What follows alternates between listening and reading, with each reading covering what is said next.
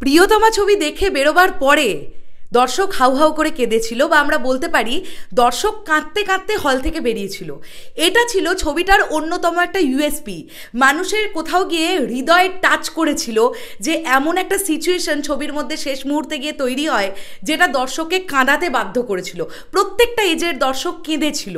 এই ছবিটা এত স্বল্প বাজেটের একটা ছবি হওয়া, যদিও বাংলাদেশ অনুযায়ী একদমই স্বল্প বাজেটের ছবি নয়, একটা ঠিকঠাক বাজেটের ছবি হওয়ার পরেও 41 কোটি টাকা প্লাস বক্স অফিস কালেকশন করেছিল বাংলাদেশ থেকে। আমরা নানান ইন্টারভিউর মারফত এটা জানতে পারছি। ডিরেক্টর হিমেল আশরাফ ভাইয়া বলছেন যে রাজকুমার ছবি দেখে যদি 3% কেঁদে থাকেন বা 3 মিনিট কেঁদে থাকেন, তাহলে রাজকুমার ছবি দেখে 30 মিনিট কাঁদবেন। এবং এই যে পোস্টারটা কিছুক্ষণ আগে ড্রপ করা হয়েছে, পোস্টারটাতে যদি আমরা শাকিব ভাইয়ার শুধু লুকটা নিয়ে কথা বলি, এখানে খুব লক্ষ্য করে দেখো শাকিব ভাইয়াকে না খানিকটাই ইমোশনালি প্রেজেন্ট করা হয়েছে পোস্টারের মাধ্যমে। খুব যদি জুম করে পোস্টারটা দেখো, শাকিব ভাইয়ার চোখের কোণায় হালকা জল দেখা যাচ্ছে। মানে এই ক্যারেক্টারটা খুব অসহায় হয়ে যাবে ছবির মধ্যে।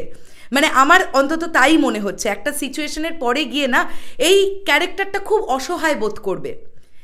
তো আবারও দর্শক ইমোশনাল হতে যাবার জন্যে রাজকুমার দেখতে যাবে, এবং প্রিয়তমা মানে দেখার পরে জাস্ট দর্শকের যে মানে বিলিফটা, যে বিশ্বাসটা তৈরি হয়েছে ডিরেক্টর হিমেল আশরাফের প্রতি, সেটা কোথাও না কোথাও গিয়ে রাজকুমারে না আরও বেড়ে যাবে বলে আমার মনে হয়।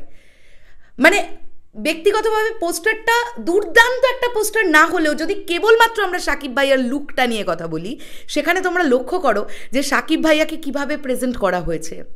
খানিকটা ইমোশনাল, ওনার ফেসটা খুব ভালো করে দেখো। কিছু একটা খারাপ ফেসের মধ্যে দিয়ে যাচ্ছেন উনি, কিছু একটা খারাপ সিচুয়েশনের মধ্যে দিয়ে যাচ্ছেন উনি, এমনভাবে প্রেজেন্ট করা হয়েছে কিন্তু রাজকুমারের পোস্টারটা। এবং আমি দেখলাম প্রত্যেকজন সাকিবিয়ানের পোস্টারটা দারুণ লেগেছে। স্বাভাবিকভাবে সাকিব ভাইয়া যে পোস্টারের মধ্যে আছে, এটা এত মানে একটা অ্যাওয়েটেড ফিল্ম, এত দিন ধরে তৈরি হবে, তারপরে করোনা এসে গেছে, তারপরে ফাইনালি ছবিটা রেডি হয়েছে, এবারে ঈদুল ফিতরে রিলিজ করতে যাচ্ছে। তো সাকিবিয়ানদের এই ছবিটাকে নিয়ে আলটিমেটলি আলাদাই একটা এক্সপেকটেশন, এটা তো আমরা সবাই জানি।